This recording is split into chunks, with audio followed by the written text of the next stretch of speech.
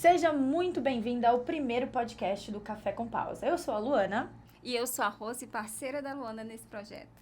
E nós vamos falar abertamente sobre assuntos femininos. Engraçado, Rose, que quando eu estava estudando sobre como estruturar um podcast, como fazer a estrutura, enfim, para esse projeto, uma das instruções era a seguinte: não falar sobre o número do podcast antes de completar até 30 edições, para que aumentasse o nível de credibilidade do projeto. E a primeira coisa que eu falei quando a gente começou foi: bem-vindo ao primeiro podcast do Café com Pausa. Inclusive, Vitor, é para você gravar isso e deixar guardado. Porque num mundo onde tudo é de mentira, onde existe muito mais aquilo que você projeta como uma percepção das coisas, do que aquilo que você quer criar de máscaras, a gente precisa de assuntos reais. E é isso que o Café com Pausa faz. Ele é um espaço seguro para que a gente possa ser sincero e fazer perguntas sinceras. Então, ele é um espaço para que nós, mulheres, possamos conversar diretamente com mulheres e nos acolhermos. Ah, Luana, mas eu sou homem, o que eu faço? Pega a sua xícara de café, pode sentar aqui junto com a gente, não tem problema. Se estiver no carro, aumenta o volume maior, no número máximo, né? Se tiver o celular, chama a esposa para ver junto, se não, chama o companheiro, a companheira, quem estiver do lado. Não tem problema. Nós somos inclusivos, também conversamos com homens, mas aqui a gente entende do universo feminino e do coração feminino. E para o nosso primeiro episódio, a gente não podia fugir do assunto que é a identidade. E a gente vai trazer a identidade de uma forma muito coesa, falando e olhando para a nossa infância. Então, hoje, o tema é: eu sempre fui assim. Mas será? Será se aquilo que você chama de personalidade tiver sido apenas a maneira que você encontrou para ser aceita? E aí, Rose? Vamos começar então falando sobre esse assunto. E eu quero começar com uma reflexão. Quando a gente estava pensando sobre o tema e pensando em falar sobre a identidade que a gente tem, ser um reflexo da nossa infância, porque o que acontece na infância não fica na infância, isso é o fato. Tudo que a gente é hoje é reflexo de coisas que a gente viveu, daquilo que a gente foi, de como a gente construiu nossa personalidade. Eu e a Rose, a gente estava pensando sobre isso e eu me lembrei de uma pessoa. Eu queria introduzir o assunto contando sobre essa história, que é uma experiência minha. Eu tenho uma amiga, mas eu acabei até me afastando dela por conta desse motivo que eu vou contar pra vocês, que ela vestiu uma camisa da sinceridade, a sincerona. Ela acaba disfarçando a falta de educação dela, a falta de tato dela, do eu sou sincera, eu sou assim, eu sempre fui assim. Lembro que até em uma ocasião, um parente falou: ela é assim desde pequena, fala o que pensa porque ela é sincera. Mas muitas vezes essa sinceridade ofende as pessoas, essa sinceridade ultrapassa limites. Essa sinceridade, ela esconde uma falta de educação e de respeito com o outro. Mas ela é vestida do eu sempre fui assim. Desde pequena eu fui assim. Eu sou desse jeito. Tem muitas pessoas que também fazem brincadeiras do tipo, eu faz chacota na cara dos outros, das pessoas, fala, eu sou assim. Mas será que você é assim mesmo? E aí eu começo passando para você a bola, Rose, com uma pergunta muito importante. O que diferencia personalidade de adaptação, pensando em infância? Você é assim ou você aprendeu a ser assim? Exato. É um comportamento aprendido. Quando nós falamos sobre personalidade, a gente vai entender uma coisa bem importante. O que é personalidade? Personalidade é a subjetividade da nossa mente. Existem 3 aspectos que formam a nossa personalidade. Um são os aspectos que foram vindo uma herança genética aí, né, que é o nosso temperamento, é herdado, veio dos nossos pais, veio do nosso pai, veio da nossa mãe. Então, nós herdamos o nosso temperamento porque veio por meio dessa corrente genética. Esse é o primeiro traço. O segundo traço, ele vem por meio do ambiente que nós estamos inseridos. O ambiente, ele tem uma influência muito grande na formação da nossa personalidade. A cultura também, ela tem uma influência muito grande na formação da nossa personalidade. Então, quando eu nasci, eu já vim com meio caminho andado. 50% veio, esse temperamento ele veio herdado dos meus pais. E aí, quando eu estou inserida em um ambiente, agora no ambiente, eu também vou estar em contato com as pessoas e a minha personalidade, desde a infância, ela vai ser formada com esse contato que eu estou tendo em como que eu percebo o mundo, eu sinto o mundo, como que o meu interior ele vai se conectar com tudo isso que está à minha volta. Isso vai formar a minha personalidade. Agora, existe uma diferença, como você falou, da personalidade daquilo que foi adaptado. Porque o tempo todo nós estamos em contato com outras pessoas e o ser humano ele é extremamente sociável. Nós temos a necessidade de ter contato com outras pessoas. Diferente dos animais, por exemplo. Como que a vaca ela tem um bebê, com alguns minutos depois o bebê já está correndo atrás dela no campo? Não é assim que acontece? A zebra, por exemplo, acho que são 30 minutos. Pariu e já está correndo atrás da mãe. O bebê, a infância do ser humano, ela é longa. Ela leva um tempo. Para que o bebê ele saiba quem ele é, ele vai levar um tempo tendo contato com as pessoas à sua volta para ele formar quem ele é. Por exemplo, agora eu vou pegar um gancho no que Freud diz, né? Porque Freud, ele acredita que por um tempo o bebê ele não sabe, e não sabe mesmo, tá? Quem ele é. Porque ele vai ser uma extensão do corpo da mãe. Então, nesse contato com a mãe, nesse contato com as pessoas que estão à sua volta, ele vai entender como que ele sente, por que que ele sente. Ele vai entender, por que que ele sente não, desculpa aí. Ele vai entender quem ele é, ele vai entender o que ele sente e a que grupo ele pertence. Isso é personalidade. Agora, quando nós crescemos, ainda na infância, isso vai acontecer, infância e adolescência, nós vamos ter uma necessidade de ser aceito em grupos. E aí, para que eu seja aceita em grupos, o que acontece nesse período? Eu preciso me adaptar a eles. E aí, para me adaptar, eu vou ter que me vestir de algo. Que às vezes eu sou, né? Que veio é um traço da minha personalidade e que às vezes eu não sou. Agora, quando eu nasci com algo, mesmo eu tendo nascido... Tô falando muito? Não, pode continuar. Empolguei. Não estava no script. Pode seguir, pode seguir. Quando eu nasci com um traço da minha personalidade, por exemplo, esse traço, ele tem como ser mudado de acordo com o ambiente que eu estou inserido. Sim. Geneticamente. Todas as pessoas da minha família têm 1,70 m. Geneticamente, tá? Desde meus avós, tataravós, né? Eu tenho esse traço de ser alto na Sim. minha genética. Mas eu cresci em um contexto familiar em que as pessoas passavam fome. Então, eu não fui nutrida como eu deveria ter sido nutrida. O meu corpo, ele vai responder. Em vez de eu ter 1,70 m, eu vou ter 1,50 m. Entendi. Todas as pessoas da minha família são obesas. Esse é um traço genético. Mas eu não me alimentei adequadamente. Então, esse traço, ele vai ser ajustado ao ambiente que eu estou. Vai ser adaptado. Isso. Eu nasci com um traço de ser ansiosa. Uma pessoa ansiosa e estressada. Vou usar o estresse como exemplo. Eu nasci com esse traço de ser extremamente estressada. Mas o ambiente que eu estou inserida, ele me moldou. Percebe que 50% veio da genética e 50% agora vem para o ambiente? Sim. O ambiente, ele tem a capacidade de moldar a minha personalidade também.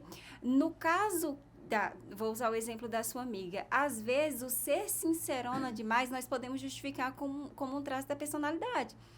E as nossas crenças, por exemplo, que é o que eu acredito dentro da minha abordagem, as crenças, elas formam quem eu sou. Essa pessoa, ela pode acreditar que ela é isso, mas será que realmente é um traço da personalidade ou ela aprendeu com o ambiente a ser assim e se acomodou dentro desse eu formado, sabe? Desse self dela? Porque, assim, dentro da infância, existem vários canais para a formação da personalidade, né?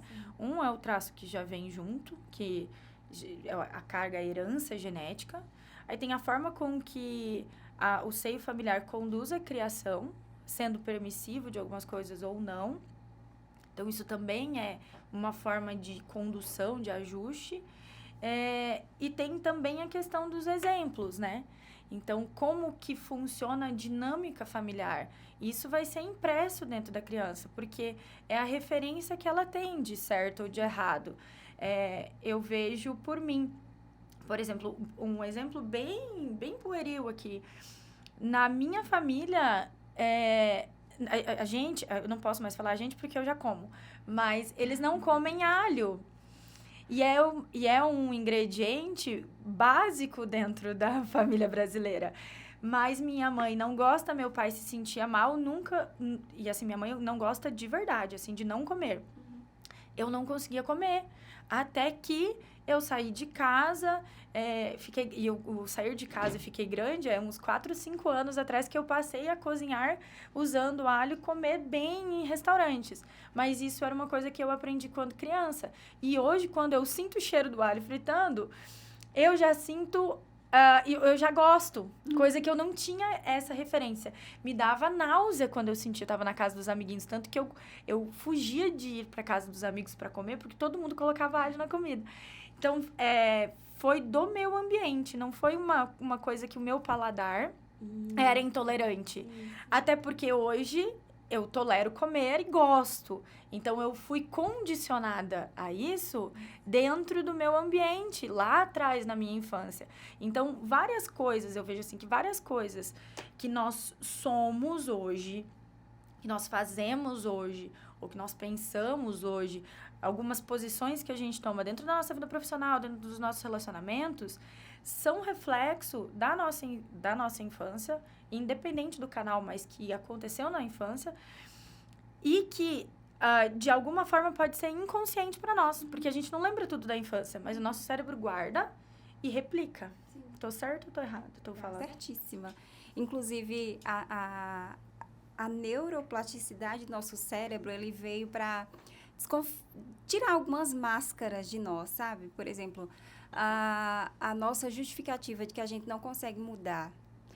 Ninguém tem culpa. Nós não temos culpa do que nós vivemos na infância. Ainda mais quando outras pessoas eram responsáveis por esse cuidado, né? Eu aprendi a sentir com base naquilo que me ensinaram. Mas as pessoas que me ensinaram não entendiam o que eram as emoções. Então, o que elas me ensinaram? Nada. Nada. Tem muitos de nós adultos que vai entender sobre o sentir, que principalmente vai entender que está tudo bem sentir, hoje com o avanço da internet, né, e tantas redes sociais e tantos profissionais falando sobre, que permite, inclusive, esse ambiente aqui é um ambiente que proporciona a você que está em casa, né, para parar um pouco e conseguir identificar sobre o que você está sentindo e que está tudo bem sentir, né, vai depender da intensidade também. Eu acho que eu me perdi, foi no que eu estava falando. Mas, vocês perderam, mas eu queria contribuir a tua fala. É tão interessante, mas eu não lembro, vai. Mas, vocês perderam, mas eu queria contribuir a tua fala. É tão interessante, mas eu não lembro, vai. Vamos seguindo, o TDAH bateu, a gente vai seguindo, depois você lembra, você volta. Muitas crianças fazem isso, como você disse, sobre o sentir e o se permitir sentir, trazendo para a vida adulta, a gente tem parte de consciência disso. Claro que a inteligência emocional, ela varia de uma pessoa para outra. Tem pessoas que têm um QI alto, mas um coeficiente de inteligência emocional baixíssimo. Tem pessoas já que têm uma inteligência emocional alta. Mas é mais fácil essa consciência na vida adulta e essa percepção e esse discernimento, né? Essa capacidade de discernir do que da criança. A criança, ela quer ser amada, sim, ela quer ter afeto. Então, grande parte dessas adaptações é a busca para nutrir essa sensação. Mas eu não sou assim, eu não queria isso. Mas isso a gente faz de forma inconsciente. Eu queria te pedir para você contar para o pessoal, que nem você contou para mim, sobre o experimento do macaquinho, que eu achei absurdamente interessante, eu acho enriquecedor aqui. Conta aí pra gente, Rose. Nós temos a necessidade de nos sentirmos seguros, protegidos, né? O nosso cérebro, ele pede isso. Ele pede essa proteção, sabe? O nosso cérebro é uma ferramenta que está aqui para ajudar a gente a poupar energia e ajudar a gente a se proteger, para que a gente consiga sobreviver. Percebe que os seres humanos, eles são frágeis, né? Sim. Mas Deus deu uma máquina extraordinária, colocou bem aqui, protegida por esse osso, molinho, mas está aqui dentro. E essa máquina, que consome muita energia do nosso corpo, ele tenta nos proteger. E isso acontece desde bebê, mesmo quando a gente não compreende as coisas. Então, sempre quando acontece algo à nossa volta, que aquilo representa segurança, o nosso cérebro vai tentar repetir aquilo. Ele entende aquilo que é segurança. Quando coisas ruins acontecem em nossa volta, que a gente não consegue entender, e tudo isso acontece sem que a gente perceba. Sim. Que a criança ela não tem entendimento de que isso está acontecendo e ela está sendo protegida ou não. Um pesquisador, que o nome dele é Harry Harlow, deixa eu só conferir aqui, Harry Harlow, isso mesmo. Harry Harlow, ele faz um experimento com macaquinhos, mas se aplica muito bem ao ser humano, né? Muito bem. Ele pega um macaquinho e coloca esse macaquinho dentro de uma sala, com bastante observação, né? Lógico. E coloca dentro dessa sala uma macaca com arame, todo em volta dela arame, mas ela tinha leite para poder oferecer para ele. E dentro dessa sala, ele também coloca uma outra macaquinha. Ela não tem leite, mas ela é muito fofinha. Então, o que acontece? O macaquinho, ele vai lá na macaquinha de ferro e se alimenta, mas quando ele sente alguma ameaça no ambiente, ele corre para onde? Para a macaquinha de pano. Nessa pesquisa, o Harlow ele conseguiu entender que o macaquinho ele passava muito mais tempo com a macaquinha de pano do que com a macaquinha de ferro, mesmo ela tendo alimento para oferecer para ele. Em alguns momentos do experimento, eles tiram as macaquinhas de dentro da sala, coloca ele em um ambiente novo, cheio de brinquedos para ele poder explorar. Mas o que acontece? Quando ele está sozinho, ele não explora o ambiente. Aí colocaram a macaquinha de ferro dentro da sala e ele também não explorava o ambiente. Ficava ali só em torno de onde ele estava. Quando tiraram a macaquinha de ferro e colocaram a macaquinha de pano, ele começa a explorar todo aquele ambiente. Porque aquela macaquinha que trazia conforto e segurança para ele, o que poderia significar para ele ali naquele momento? Que ele estava seguro.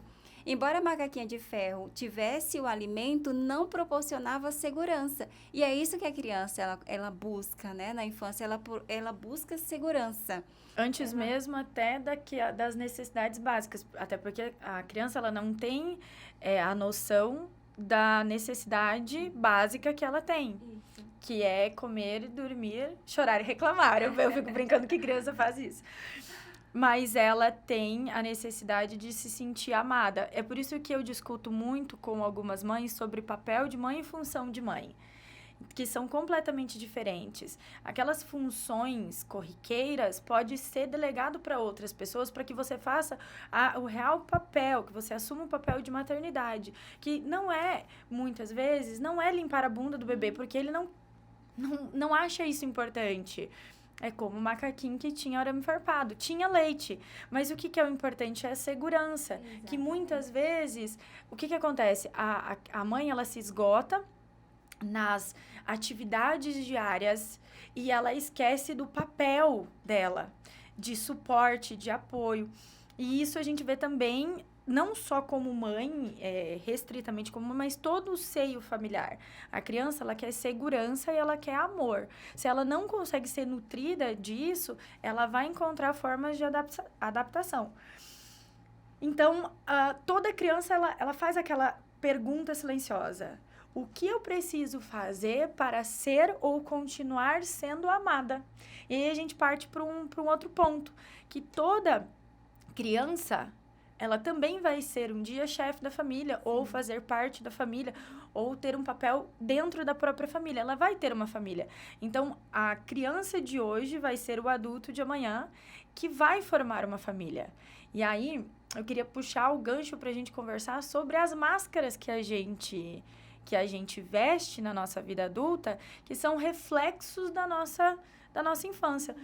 Porque muitos dos nossos traços comportamentais, daquilo que a gente decide, as decisões que a gente toma, às vezes a gente nem entende de forma consciente, a gente traz para o racional, a gente nem consegue fazer esse exercício de trazer para o racional e entender, mas são máscaras que a gente coloca, que a gente adquiriu na infância. Queria falar um pouco sobre essas máscaras, até porque para trazer a identificação de quem está nos escutando. Porque muitas vezes a gente não tem essa consciência. Eu escrevo, então eu tenho meu diário. Dentro da minha escrita terapêutica, eu pude perceber muitas dessas máscaras, do tipo, que eu fazia, que eram mecanismos de defesa, de coisas que eu aprendi lá atrás, então foi o meu mecanismo de defesa, e eu replicava na minha vida adulta, e de certa forma me trazia alguns prejuízos. Então trazer isso para a consciência é muito importante. E às vezes a gente não se identifica. Sim. A gente não, na verdade, não se identifica, a gente não consegue entender sozinho, mas ao falar a gente consegue se identificar. Quais máscaras você apontaria, assim, que seriam as mais comuns hoje? Nossa, quantas máscaras a gente usa? Porque o ambiente que a gente está inserido, ele pede muitas máscaras. Por exemplo, o adolescente. Vou dar um exemplo de um adolescente. Para quem tem filhos adolescentes vai entender porque que ele faz isso. O adolescente, que é uma fase muito delicada, e todo mundo aqui passou por essa fase da adolescência. A gente chega na escola e tem comportamentos que os coleguinhas eles fazem que a gente não é um padrão familiar nosso. Assim. Então, no primeiro momento, a gente faz com uma certa estranheza. Mas porque tá todo mundo fazendo, o que acontece? Ele começa a fazer também. Eu preciso fazer também. Uhum. E passamos por essa fase. Na infância, nós aprendemos isso, num contato com o outro. Quando nós sofremos algum prejuízo emocional e nós não entendemos o porquê que as pessoas estão me tratando assim, ou por que eu estou sentindo isso, eu não estou entendendo. O primeiro momento é esse, eu não estou entendendo. Mas aqui dentro, nós somos muito inteligentes. Então, o nosso cérebro, para nos proteger, ele cria alguns mecanismos para poder nos proteger. Sim. E aí forma uma identidade, uma crença, que é algo cristalizado dentro da gente, que a gente acredita que somos aquilo. Uhum. E isso é muito rígido, é muito forte. No contexto com as pessoas que nós estamos tendo contato, a gente não gosta de ser, por exemplo, desprezado. A gente não gosta. Uhum. A gente não gosta de ser invalidado. Nós não gostamos. Ok. Mas para que eu seja aceito pelas pessoas, eu vou precisar usar um mecanismo, não é? Sim. Algum mecanismo para que as pessoas me vejam e, de alguma forma, eu seja um pouco mais aceita por elas. Sim. Ou eu posso acreditar que eu seja uma coisa que eu não sou e eu queira provar para as pessoas que eu sou aquilo. Sim. Para tudo eu vou precisar usar uma máscara. Uhum. Em contato com você e você comigo aqui, nós usamos uma máscara. Sim. O tempo todo. Porque às vezes ser cru, ter a nossa personalidade crua, é perigoso. Pode gerar nas pessoas uma estranheza e me fazer experimentar algo que eu não gosto de experimentar. Uhum. A rejeição. Sim. Ninguém gosta de ser um pouco menos amado, ninguém gosta de ser rejeitado, ninguém gosta de ter os seus valores ali, como é que eu posso dizer, questionados e tal. Então, muitas das vezes, em muitos ambientes, eu vou precisar usar a máscara. No ambiente de trabalho, eu não vou poder usar, às vezes, aquela agressividade que eu tenho dentro da minha casa. Sim. Né? Tem muitas mães que falam assim, esse menino me tira do sério, eu não consigo me controlar. Rosa, eu não consigo me controlar. E a pergunta que eu sempre faço, quando o teu telefone toca, você tá gritando aqui com o menino, e o telefone toca, você responde a pessoa do outro lado com essa mesma agressividade? A resposta é não. Então, eu consigo me controlar. Porque enquanto eu tô em contato com o outro... Rosa, eu podia ter ido dormir sem essa. Porque enquanto eu tô em contato com a outra pessoa no celular, o que eu uso? Uma máscara. Não entenda a máscara como sendo algo ruim. Não. Na verdade, ela é a adaptação que a gente precisa pro ambiente. Por que a gente não vai de biquíni pra igreja? Exatamente. Porque cada ambiente, ele vai exigir da gente uma postura diferente. Exatamente. A forma com que eu me porto num ambiente vai ser diferente da que eu me porto em outro ambiente. Da forma com que eu me posiciono diante de um público pode ser diferente do que eu me posiciono diante de outro público. Isso não é errado. Uhum. É errado a gente se perder dentro dessa dinâmica das máscaras. Uhum. Porque quando a gente não tem uma identidade formada, a gente se perde. Exatamente. a gente acaba sustentando máscaras que a gente não vai conseguir validar porque não fazem parte de quem nós somos. E já tem outras máscaras que a gente coloca sem querer, porque elas são herança daquilo que a gente aprendeu ou foi condicionado lá atrás. Então, eu concordo com você quando a gente precisa quebrar esse estigma de que vestir máscaras é uma coisa pejorativa, porque ela não é. Ela é necessária. A juíza julgando, ela não pode ser a mesma juíza no churrasco do domingo que tá lá na casa dela. Então, e são as máscaras que ela precisa usar. E não fazem dela uma pessoa mentirosa, não fazem dela uma pessoa duas caras. Por quê? Porque independente da máscara que você use, a sua essência tem que ser transpassada através dessa máscara. Aquilo que você tem dentro de si. Agora, se eu mudo a minha opinião a cada ambiente que eu tô, a minha essência, ela não tá sendo transparente. Então, o nosso brilho, ele tem que passar através da nossa máscara. E nós exercermos quem somos independente do ambiente, porém, vestido da máscara adequada para aquela situação. Exatamente. E um foco importante é que nós somos seres sociáveis. Nós temos a necessidade de estar em contato com o outro. Nós precisamos disso. De estar em contato com outras pessoas. Então, em muitos ambientes como esse, a gente vai precisar usar a máscara para se sentir um pouco mais aceito, para se sentir um pouco mais compreendido, ou para comunicar algo, não é? Hoje, com o avanço das redes sociais, por exemplo, existe uma fragilidade nossa quanto a isso. Porque essa mesma habilidade que nós temos de nos comportar em ambientes diferentes, né? Vamos pensar na máscara como isso, como uma habilidade que nós temos de estar em vários ambientes diferentes e nos comunicar bem em cada um desses ambientes. Pensa na máscara desse jeito. Não pensa na máscara como eu sou uma pessoa falsa e estou aqui... né? Fingindo, mentindo. Fingindo, não, mas é a habilidade que nós temos de estar em diversos ambientes e nos comunicar com esses ambientes. O exemplo que você falou da igreja, né? Eu estou na igreja e eu consigo me comunicar nesse ambiente. Mas eu estou em uma festa com amigos e eu também consigo me comunicar nesse ambiente com a festa com os amigos, sem ferir a minha essência, que você coloca muito bem. Mas aí, a gente tem um outro ponto. Aquilo que a gente carrega, que são traços dentro do nosso comportamento, mas que não são nossos, que foram as nossas adaptações. Um exemplo, assim, muito, muito forte, muito presente, e que eu tenho certeza que você vai conhecer. Se não é essa pessoa, você vai conhecer essa pessoa, é aquela pessoa perfeita. Eu preciso ser perfeita para ser validada. Existem várias formas de você ter adquirido esse comportamento de defesa, seja num excesso de amor, seja numa falta de amor, seja no excesso de cobrança, seja na necessidade de não dar trabalho. Então, aquela pessoa que fala assim, eu não posso dar trabalho para ninguém, eu preciso ser madura, eu não posso exigir das pessoas que estão do meu lado. Então, são alguns traços de comportamento que são feridas também do passado. Eu tinha um traço comportamental que era um reflexo, que não foi da infância. Tratei em terapia, inclusive. Não era da infância. A gente conseguiu, junto com o processo terapêutico, identificar onde foi o ponto que eu comecei a ter essa perda de identidade, essa falta de autoestima, que refletia em um humor negro. Então, eu tinha um humor negro terrível. Eu era conhecida pelo meu humor negro. E eu não fazia piada dos outros. Eu fazia piada de mim mesma. Então, em todas as situações que eu passava, eu fazia piada de mim. Eu era a minha maior detratora. Ninguém tinha que se esforçar muito para conseguir me superar.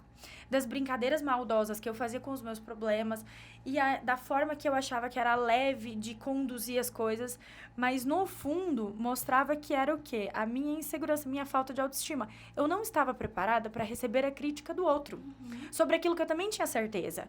Então, o que eu fazia? Eu fazia piada para esconder a minha fragilidade. Tem pessoas que fazem piadas e que são os bobos da corte, mas que fazem isso para esconder uma depressão. A gente teve um caso que eu fiquei, assim, assustada quando eu descobri que o Jim Carrey tinha depressão altíssima. Acho que o Whindersson... como fala o nome dele? Whindersson Nunes? Whindersson Nunes. A gente fala enroladinho, rapidinho, assim, pra não errar. Também passou por um processo depressivo. E eram pessoas que trabalhavam com comédia. Eu trabalhei esse traço de comportamento na minha vida adulta, que era reflexo lá de trás. E engraçado que, depois de trabalhar na terapia, trabalhar na escrita, eu achei que eu tivesse abandonado... Resolveu o problema. Resolveu o problema. Abandonei esse traço de que aquele humor negro da Luana... eles falavam assim, a Luana é ácida. Então, assim, quando eu tinha algum problema, ninguém precisava falar desse problema. Eu já tava falando primeiro, antes que todo mundo. Aí, quando eu cortei... Aconteceu ano passado, a situação do corte do meu cabelo errado, aquilo me fragilizou bastante na minha parte de autoestima, né? Na minha segurança. Primeira coisa que eu comecei a fazer? Piada de mim mesma. Então, onde eu chegava, quando as pessoas falavam assim, cortou o cabelo, eu não tinha contado pra ninguém o que tinha acontecido, não estava pronta pra contar. Então, eu já começava a conversa com uma piada de mim mesma. Eu já começava a diminuir a minha imagem. Porque daí, qualquer comentário que a pessoa pensou em fazer, que fosse negativo, eu já não ia me superar, entendeu? A pessoa já ficava inibida de fazer isso. Era uma forma de eu me proteger. Então, veja bem, eu tinha conseguido identificar, então eu tirei do subconsciente, trouxe pro consciente, tratei em terapia, achei que tivesse vencido no meu primeiro traço, no meu primeiro sinal de alerta. O que eu fui fazer? Replicar e repetir o meu comportamento de autodefesa. Então, tem muitas vezes em que a gente tá na nossa vida adulta, que a gente faz coisas que a gente não entende por quê, mas alguma origem, tudo vem de algum lugar, alguma raiz ali tem. Dei 2 exemplos, né, da criança perfeita, eu dei o meu próprio exemplo de não dar trabalho, o meu exemplo do humor negro. Que outros comportamentos você acha que a gente pode levantar aqui? Ao longo de toda a nossa vida, quando eu olho para a vida adulta, eu estava ouvindo você falar e eu quase que eu fiz uma pergunta. Vou perguntar para quem não faz terapia. Será que em algum momento você consegue identificar na sua fase adulta, assim, por conta, sozinha, traços da sua... vou melhorar a pergunta. Você consegue enxergar a adolescente, a criança trazendo resposta para situações na sua vida adulta? Porque às vezes eu me pego, não a Rose falando, mas a Rose de 13 anos. Sim. Né? Às vezes eu me pego não a Rose adulta, mas a Rose que tinha 8 anos, que viveu uma determinada situação, que está respondendo àquele evento. Em toda a nossa vida adulta, a gente vai identificar traços, comportamentos, que a origem dele é lá na infância, porque a infância, ela é a base, é a estrutura. Sim. A estrutura das nossas emoções, é a estrutura dos nossos pensamentos sobre nós mesmos, é a estrutura da forma com que eu enxergo o mundo, com que eu enxergo as pessoas, com que eu enxergo o futuro. Tudo isso foi estruturado na infância. Mesmo sem entender, eu estruturei lá. Então, se eu busco perfeição hoje na fase adulta, em algum momento na minha infância eu entendi que eu precisava ser perfeita. Se eu busco a aprovação das pessoas, eu entendo que em algum momento eu precisava dessa aprovação. Se eu busco vou usar o exemplo que você trouxe pra gente lá no iniciozinho, né? Daquela colega que faz o quê? Ela é sincerona. Isso. Essa sinceridade dela, será que não é uma forma dela se proteger das pessoas? Antes que as pessoas a ameacem, ela já traz uma ideia que tem, e aí diminui ou enfraquece a ideia que as pessoas têm sobre ela, ou o comentário que vai trazer. Então, todos os nossos comportamentos, eles trazem alguns registros da nossa infância, a digital, da Cleinha, da Luana, lá quando era criança, da Maria, do José, lá na infância. Toda a nossa fase adulta tem essas marcas. O bom é que pode ser mudado. Exatamente. Por exemplo, pegando o exemplo dessa pessoa, faz alguns anos que eu não converso com essa pessoa. Pode ser que agora, quando eu conversar com ela de novo, eu vi que ela mudou. Ela pode ter percebido que não era legal, para as pessoas que... Porque, querendo ou não, ela também vai adquirir o prejuízo e ônus dessas situações, esses pequenos conflitos, né?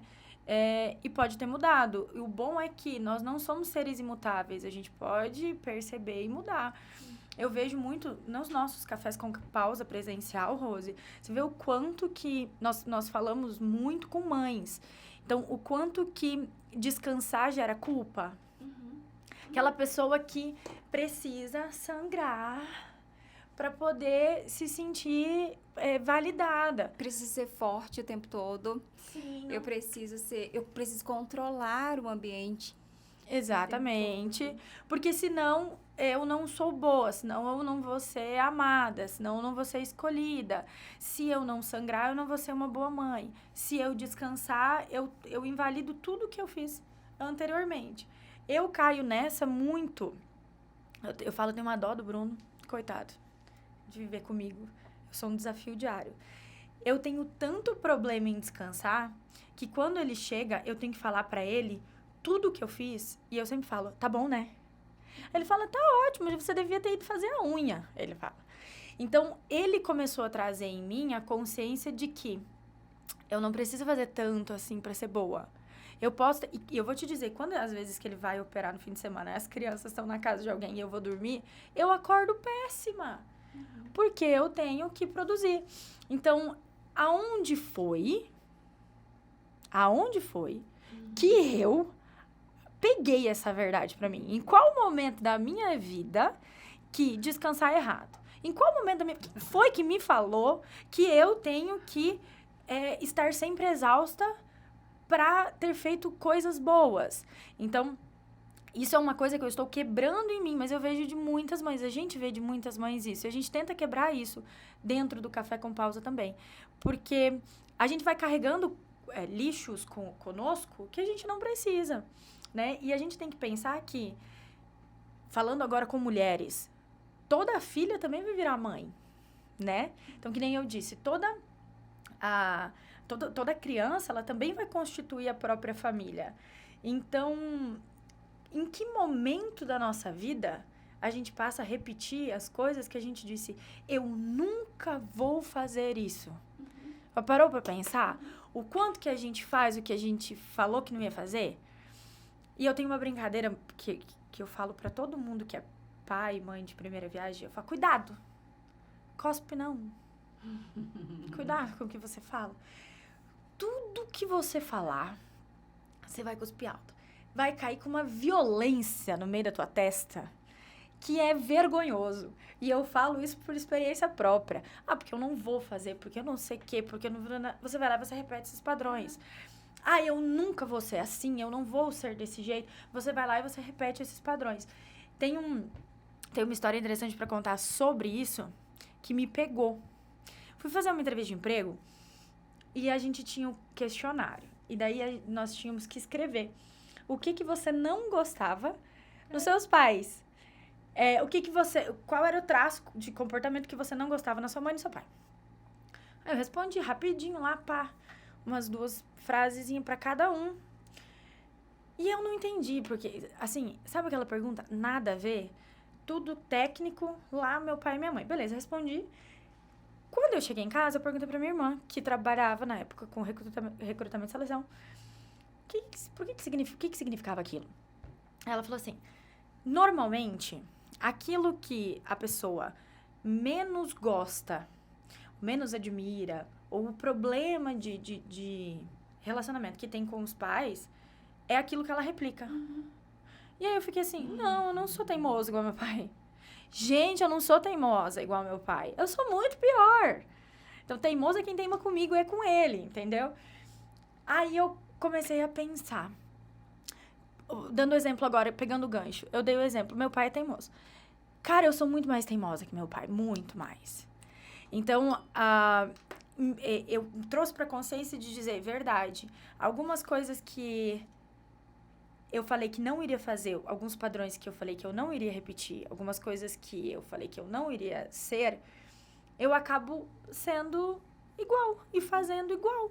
Eu não vou criar os meus filhos assim, eu crio igual. eu não vou ser tal e tal coisa. Eu vou fazer igual. É a mesma coisa de uma pessoa reclamona.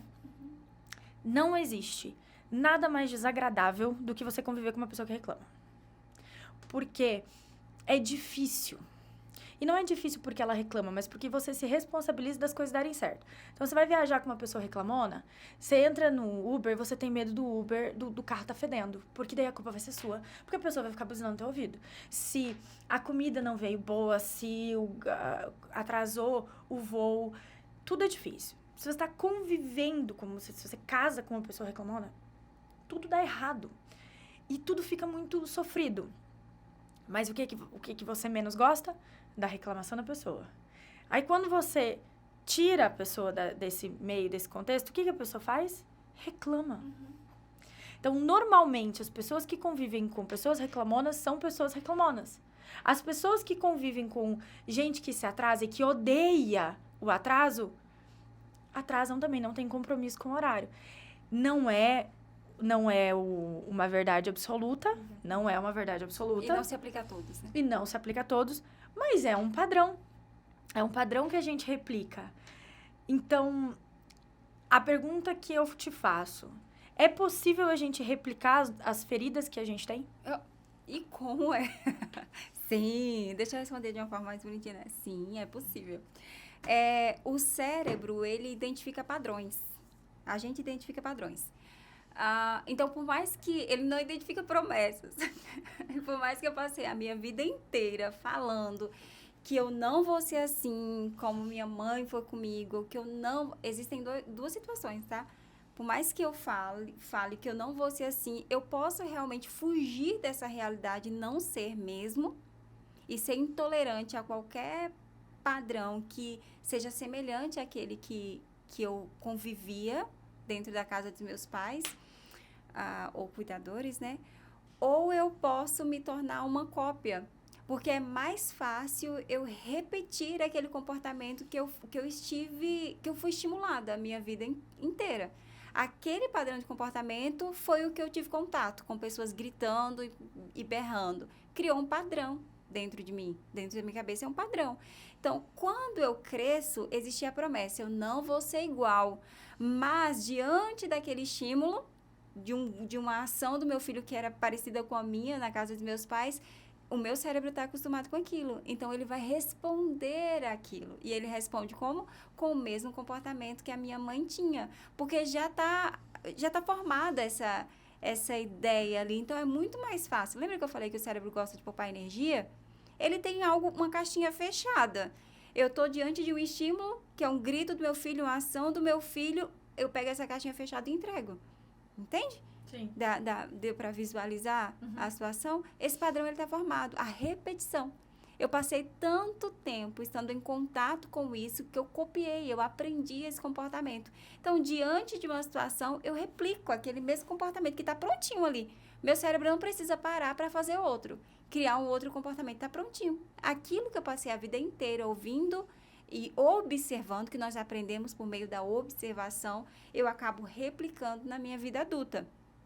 Ou eu posso ir para um outro extremo. Qual que é o outro extremo? O outro extremo é de não aceitar repetir aquele padrão de comportamento. O que eu passei? Se eu já ouviu esses exemplos de um filho, por exemplo, que conviveu com pais alcoólatras, e aí quando ele chega na vida adulta, o que ele faz? Ele vai beber cachaça também, e ele passou a vida inteira falando que ele jamais faria aquilo. Ou tem aqueles que nunca mais nunca colocam uma bebida na boca, porque pensa o seguinte, eu não vou ser aquilo, não vou fazer aquilo, não vou ferir minha mãe dessa forma e tal. Existem esses dois paralelos. Exatamente. E também tem uma vez vou fugir um pouquinho, mas só fazer um comentário. Uma vez o Bruno falou assim, e eu fiquei pensando na verdade, a gente é tão acostumado a repetir padrões que normalmente a gente escolhe como parceiro pessoas que são parecidas ou que lembram os nossos pais, né? Então, e aí depois, eu não sei... Não fugiu, não. Né? Foi. É que a cabeça vai longe, volta. Eu li um livro agora. Que livro? Não lembro. Posso lembrar, colocar na descrição aqui do podcast, embaixo, na legenda. Mas não me lembro que livro foi.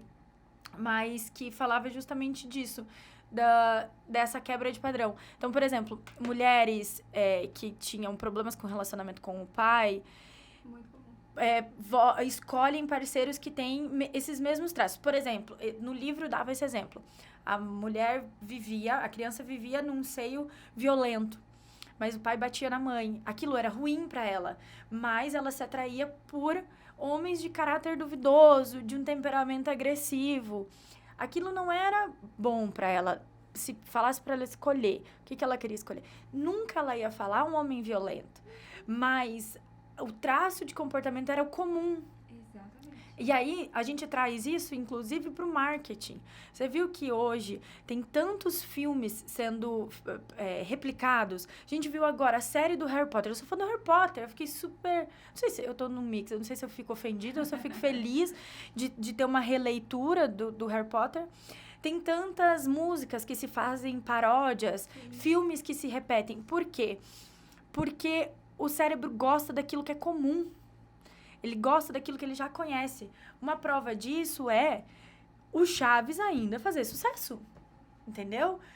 Porque, ele funcionava para aquela época. Hoje ele é muito defasado em tudo.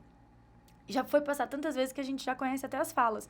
Mas tem uma audiência fixa. Por quê? Porque as pessoas gostam de repetir aquilo que elas já conhecem. Mesmo que aquilo que elas conhecem não seja tão bom. Então, quebrar esses padrões, identificar primeiro, e quebrar esses padrões se torna extremamente importante para que você não replique de geração em geração. Agora, a identificação desses padrões é muito difícil.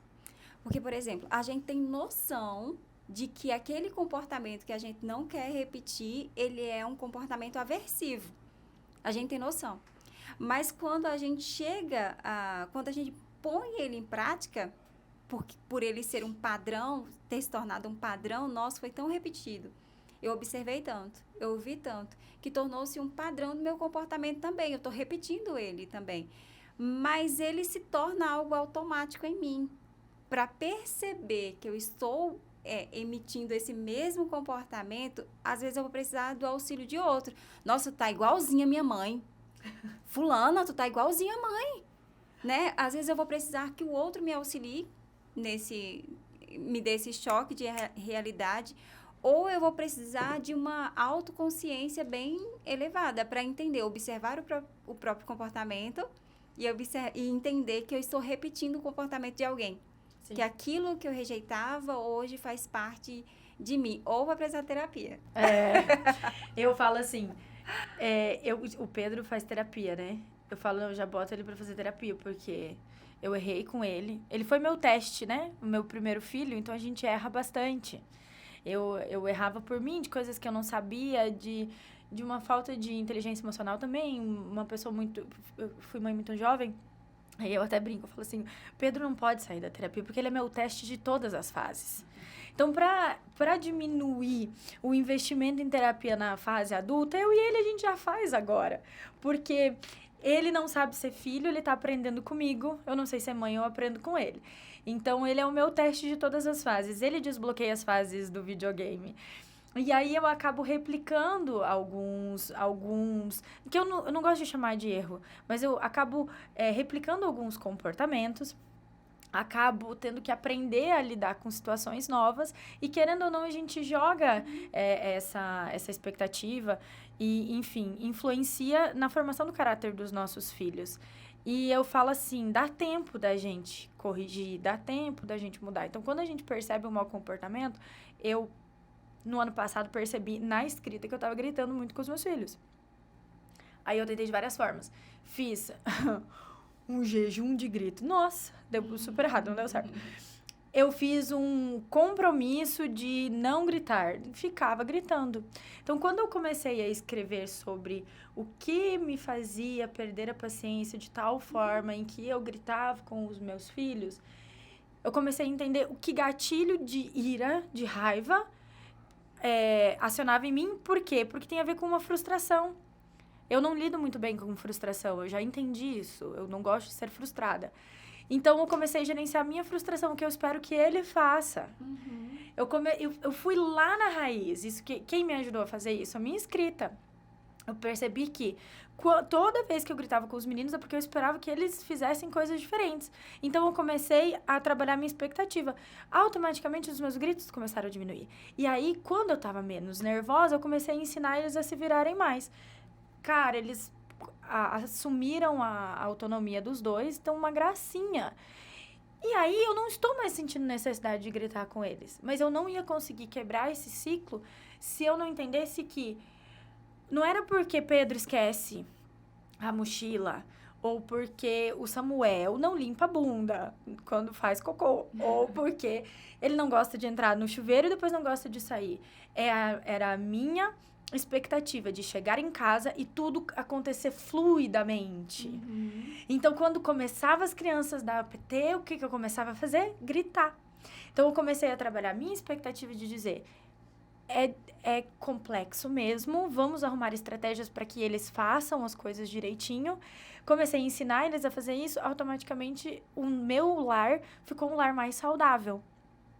Então, a gente acaba tendo passando esses comportamentos para frente. E eu falo assim para as mães que nos escutam agora, fiquem calma, dá tempo de mudar, e eles não deixam de amar a gente. Não deixa, é incrível isso, tadinhos, né? A gente erra tanto e eles não deixam de amar a gente. Porque é incondicional, o amor é incondicional. Ou seja, ele não é condicionado aos nossos acertos. Ele não é condicionado ao quanto a gente é boa no papel que a gente desempenha. Ele é condicionado no quanto que a gente é presente. E agora, voltando aos nossos pais, falei dos nossos filhos. Como, Rose, que a gente pode identificar as nossas feridas... sem sentir que a gente está culpando os nossos pais. Porque os nossos pais, eles fazem o melhor que eles têm com os recursos que eles têm disponível naquele momento.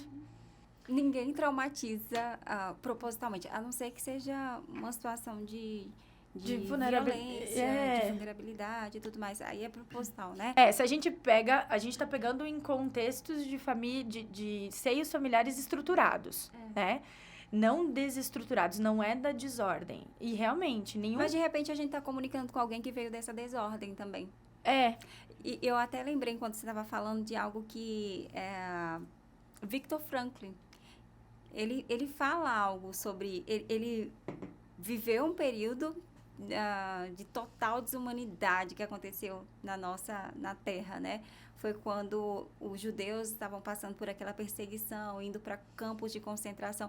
Ele desenvolveu uma teoria linda que se chama Em Busca do Sentido da Vida. Ele estava preso dentro desse centro de concentração. Eu li esse livro. Não é lindo? É lindo. E a perspectiva de vida zero, né, para ele. E ainda ali dentro de uma cela, passando por situações tão desumanas, ele consegue encontrar o sentido da vida dentro desse ambiente. Por que eu trago esse exemplo? E ele tem tudo a ver ao que a gente está passando. Porque quando a gente passa a gente viveu um trauma muito grande, ou de repente tem medo faz de tudo para que os nossos filhos não sofram nenhum tipo de trauma, a gente acaba colocando... Sabe aquela frase de estímulo e resposta? Existe um meio entre o estímulo e a resposta, existe um meio que é a nossa subjetividade, que é a nossa análise que é feita dentro de cada contexto. Quando a gente sofre algum tipo de abuso, ou quando nós privamos nossos filhos de ter algum tipo de abuso ou de poder da nossa parte como mãe, ou de privar eles que sofram algum tipo de bullying na escola, a gente esquece que eles vão viver a própria experiência deles, assim como nós precisamos viver a nossa própria experiência. Mas não tem como eu chegar, ou eles chegarem na fase adulta e os nossos pais, ou os pais dele, né, que somos nós, sermos os totais responsáveis por aquilo que eles viveram para sempre.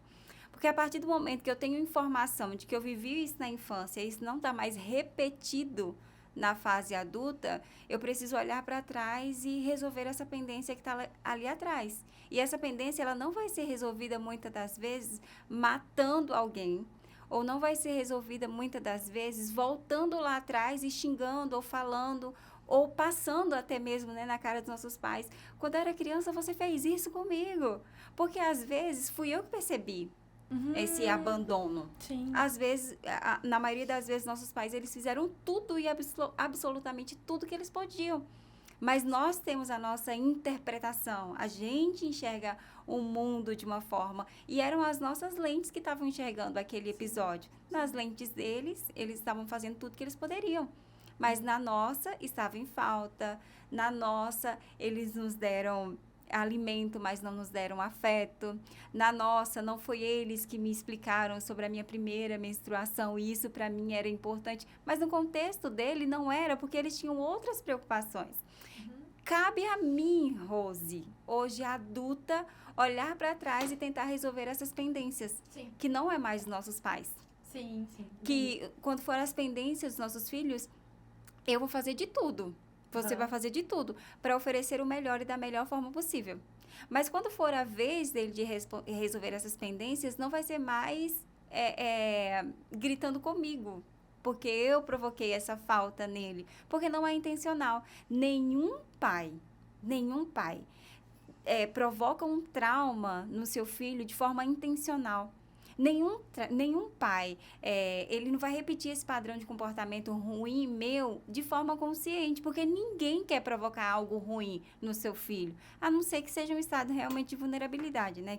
Que a criança, ela viva. Nós vamos tentar proporcionar o melhor. O que a gente fala, né, com quem a gente comunica, passou no Fantástico não faz muito tempo, aquele caso da mãe que vendia a filha, sim, né? A gente não tá falando de pessoas assim, porque aí, com certeza, ela sabia do trauma que ela estava gerando para a própria filha e, enfim, ela estava fazendo isso de forma consciente. Uhum. A mesma coisa de um... Eu não gosto de chamar de pai, mas de um homem que violenta o filho. Isso aí já sai desse ambiente. Isso aí é uma questão de trauma completamente consciente. Para mim, isso aí, essas pessoas...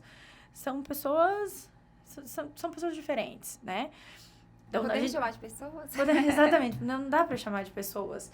Então, assim, um pai que violenta sexualmente sua filha, ou, enfim, sabe que a mãe que vendeu a menina, vocês sabem que tá gerando um trauma. Mas sabe o que é engraçado? É que tem pessoas que vai nos ouvir que viveu isso.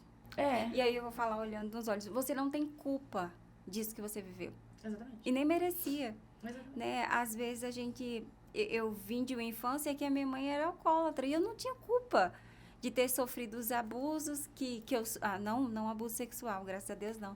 Graças a ela nos protegia, inclusive, mesmo sofrendo com esse vício. Mas há abusos psicológicos, que também são abusos. Sim. A violência física, que também é um abuso. Então, eu não tive culpa.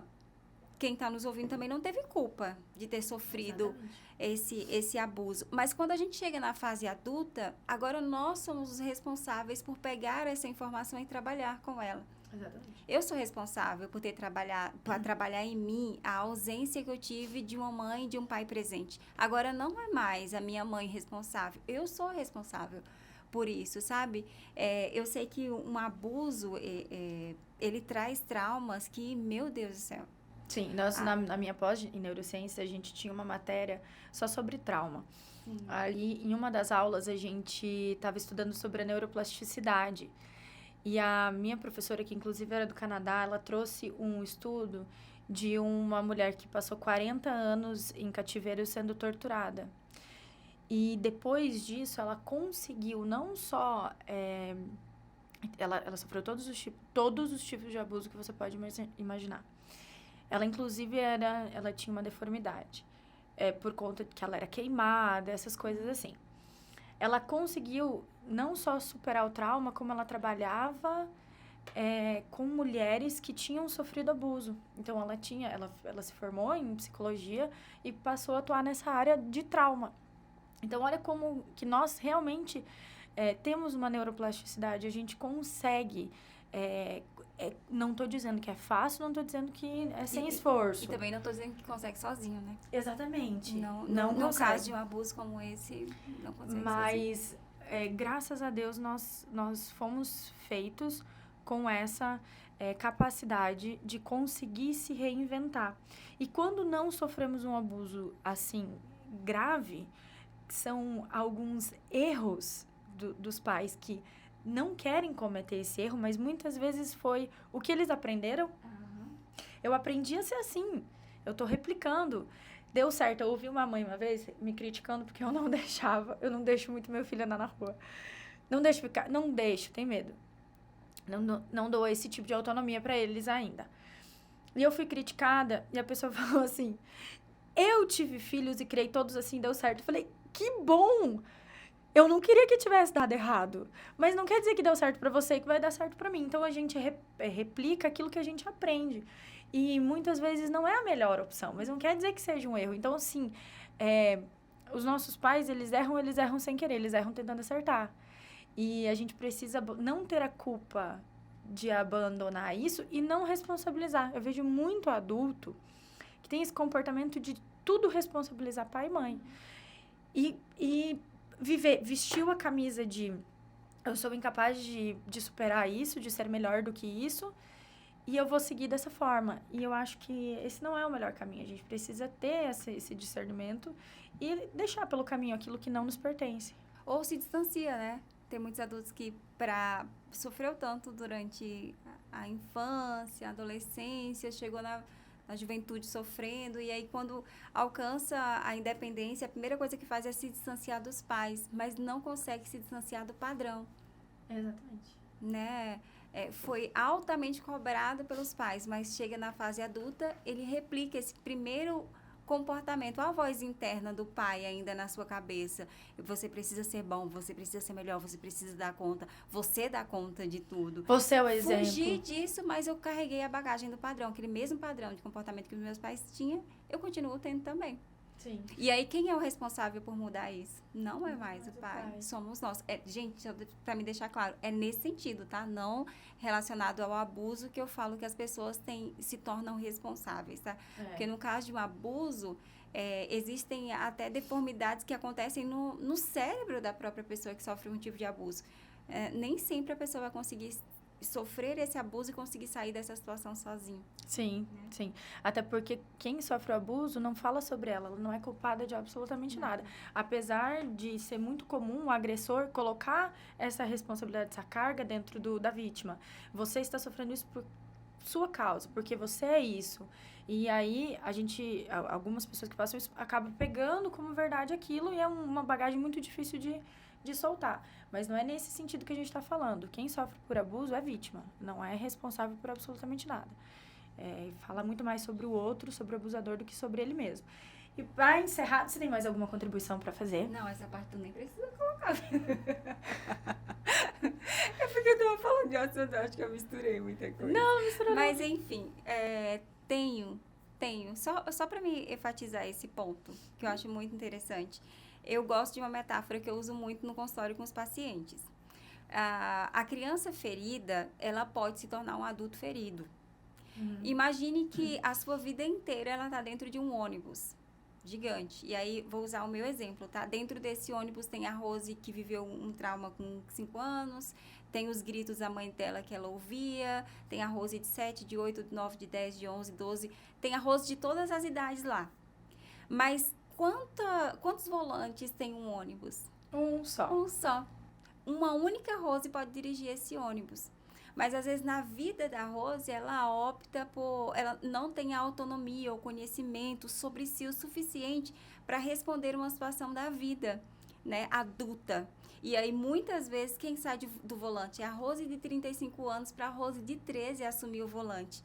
E aí, no trabalho, eu sou cobrada por algo. E aí, a Rose de 13 anos, quando era cobrada pela mãe, assume o volante e responde de forma igual. Não grita comigo não, porque eu não tolero que ninguém grite comigo. E às vezes nem veio, ou não me cobre demais, que eu não tolero que ninguém me cobre.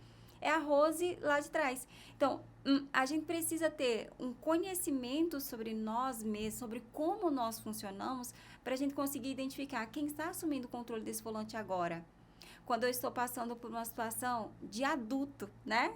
Uma dívida que eu não consigo pagar, quando um sonho que eu tenho um anseio de realizar, e aí de repente as respostas que eu estou dando ao mundo ou às pessoas que estão à minha volta, de repente não é as respostas de uma adulta como eu sou. Mas essas são as respostas de quem está assumindo o volante desse ônibus. E assim, dentro do ônibus da vida, aonde tem todas as Luanas e só um volante, eu não posso parar, abrir a porta e expulsar alguém. Não tem como. Não posso. Desce, você, Luana, de 15 anos que sofreu um trauma, você desce. Você não tem voz. Não, todas vão ficar junto dentro do ônibus. E todas vão dar palpites, hora ou outra. Sim. Mas quando tem uma criança de 5 anos falando, eu posso ouvir a Rose de 5 anos falando. Mas ela não Por pega exemplo, o volante. A Rose de 5 anos, ela sabe o que é bater na porta de alguém e a pessoa abrir a porta e ver que é ela e fechar de novo. E aí, hoje, na fase adulta, de repente eu vou ter contato com alguém, eu tenho medo de sofrer aquela mesma rejeição que eu sofri com 5 anos de idade. Essa é a Rose de 5 anos segurando o volante, dizendo assim, tenha cuidado, porque a Luana pode não ser tão confiável. Porque quando você era criança, Maria Terezinha te expulsou da casa dela e bateu a porta na sua cara. Então, tenha cuidado. Essa é a Rose de 5 anos falando. Olha o trauma ainda vivo. Né? Mas a Rose adulta, ela pode enxergar essa situação de uma outra forma, como, eu não conheço a personalidade de Luana, não sei se ela é capaz de fazer isso comigo ou não. O que me custa dar a oportunidade de conhecê-la e conviver melhor com ela? Essa é a Rose de 35 falando. Entende? Ao longo de toda a vida, nós vamos estar dentro desse ônibus, com todas as nossas experiências de vida e vivida. A gente tem que estar aberto ao novo, às experiências novas, temos que estar aberto à nossa maternidade, né? Sim. Porque, embora a gente tenha medo de replicar os padrões de comportamento dos nossos pais, a gente está sempre atenada ao nosso padrão de comportamento. E, às vezes, a gente consegue identificar. Tem pessoas que não fazem terapia para conseguir identificar isso, mas ela se analisa tão bem o tempo todo e se cobra tanto para ela não ser aquilo que foram com ela, que ela cria um muro de proteção em volta de si. E aí, sempre quando um comportamento dela aflora, aparece um pouco mais, ela, esse não é o comportamento seu, fulana. Esse é o comportamento da sua mãe. Aí ela consegue fazer os seus ajustes para continuar sendo a pessoa, tendo aquela identidade que ela construiu e que ela quer ter para ela. É ela assumindo o controle do ônibus. Não é ela infantil ou ela adolescente que está assumindo esse controle, Sim, sabe? Isso mesmo. Então, muito bom nossa conversa, muito bom nosso papo. E para encerrar, eu queria deixar uma pergunta que, como a gente fala no Café com Pausa, aqui não é um lugar para respostas prontas, nem mágicas, mas é um lugar para perguntas sinceras. A gente vai encerrar o nosso podcast com 2 perguntas. Quando você olha para trás, de quem você se lembra? Qual é a imagem que você lembra da sua infância e dos seus pais? O que ficou gravado dentro de você? E agora, com relação aos seus filhos, quando eles olharem para trás, o que você quer que eles lembrem? De quem você era, do que você fazia, de como que era o ambiente. São essas as perguntas sinceras que a gente tem que fazer para nós mesmos, para conseguir nortear todas as nossas decisões relacionadas a esse assunto de o que a gente vai carregar, que bagagem que vale a pena a gente colocar nos nossos ombros, ou o que vale a pena a gente trabalhar para soltar, que muitas vezes é um exercício bastante difícil e doloroso. Fala alguma coisa? Não. Pessoal, vou pedir um favorzinho para vocês, a gente nunca pede nada, né? Para que vocês sigam a gente nas redes sociais. A minha rede social é Biazucci Luana. E a Rose, qual é a sua? É Psi Rose Gama. Isso. Siga a gente no Instagram, também no canal. Nós vamos ter 2 podcasts por mês. Ativa o sininho para ficar de olho nos nossos papos. Também, se quiser fazer sugestões de conteúdo, podem deixar nos comentários. E até a próxima. Tchau, pessoal, e aguardo vocês no nosso próximo café.